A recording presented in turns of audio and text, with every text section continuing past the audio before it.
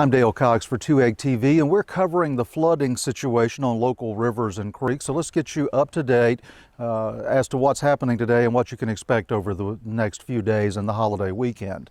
Let's start with Lake Seminole, which is where I am right now. And as you can see, there is still flooding taking place, but the water levels are beginning to drop.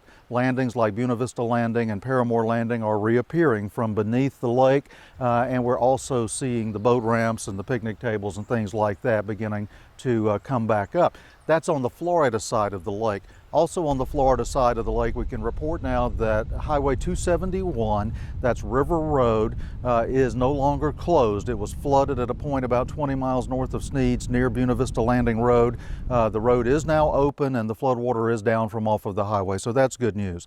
The bad news regarding Lake Seminole is on the Georgia side of the lake.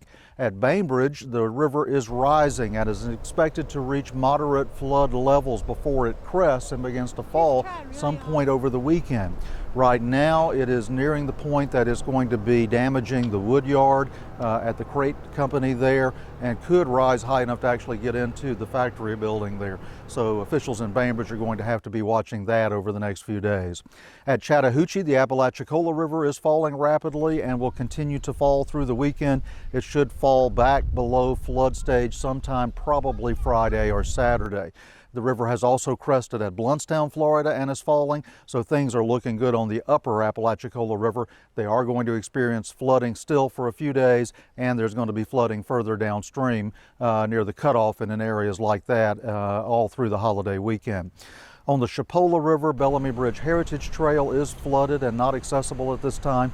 The Chipola River is dropping a little today, but then is going to go back into an increase phase and is going to rise probably about 4 feet from where it is now before it crests over the holiday weekend. So we're expecting the Chipola River to near 19 feet at Marianna sometime over the weekend. That's going to put it probably in about the top 10 or 15 recorded crests of the Chipola River at Marianna.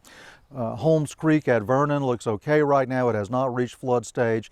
The Choctawhatchee River at Caryville is beginning to drop, and so we expect to see a continual drop there on the Choctawhatchee at Caryville. But meanwhile, downstream at the Ebro, between Ebro and Bruce, the Choctawhatchee is continuing to rise, and they're going to see some pretty significant flooding and a major flood along the lower Choctawhatchee River in the Ebro and Bruce area. They're going to see river camps, they're going to see some homes flooded, they're going to see things like that. So exercise caution if you're going to be down in that area off of State Road 20. That's the situation, generally an improving picture, but some areas, Bainbridge along the Chipola River near Marianna and on the lower Choctawhatchee River are still going to see some significant problems as we move through the holiday weekend. I'm Dale Cox on Lake Seminole for 2AG TV.